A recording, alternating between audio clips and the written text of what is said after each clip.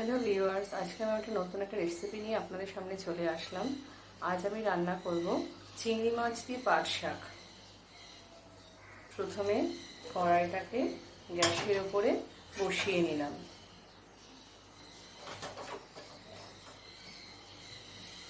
এরপর আমি কড়াইতে দিলাম একটা শুকনো লঙ্কা আর কালো জিরে।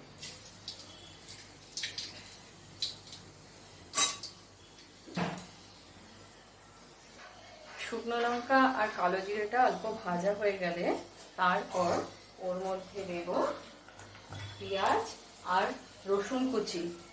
এই যে পেঁয়াজ আর রসুন কুচি দিয়ে দেবো। দিয়ে এটা একটু আমি ভালো করে ভেজে নেব।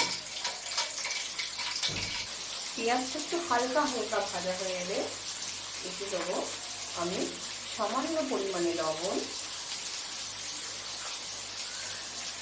আর দেব সামান্য পরিমাণে হলুদ।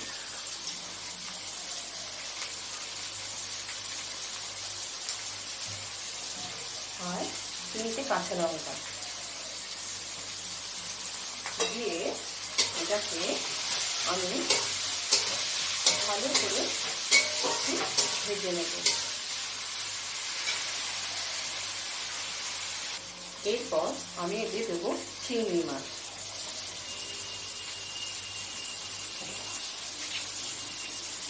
চিংড়ি মাছটা দিয়েও ভালো করে একটু ভেজে নিতে হবে।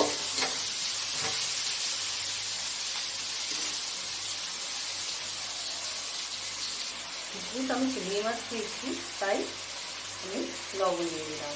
এবার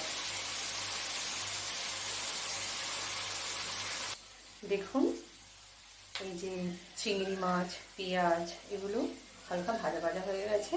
এই যে আমি পাট শাক কুচিয়ে রেখেছিলাম, পাট শাকগুলো এবার আমি সব এর মধ্যে দিয়ে দেবো আস্তে আস্তে করে।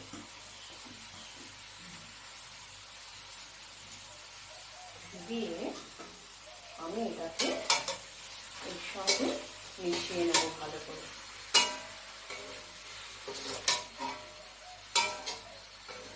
মিশিয়ে ভাজা ভাজা করে নেব। দেখুন আমার আজকে চিংড়ি মাছ দিয়ে পাট শাক হয়ে গেছে।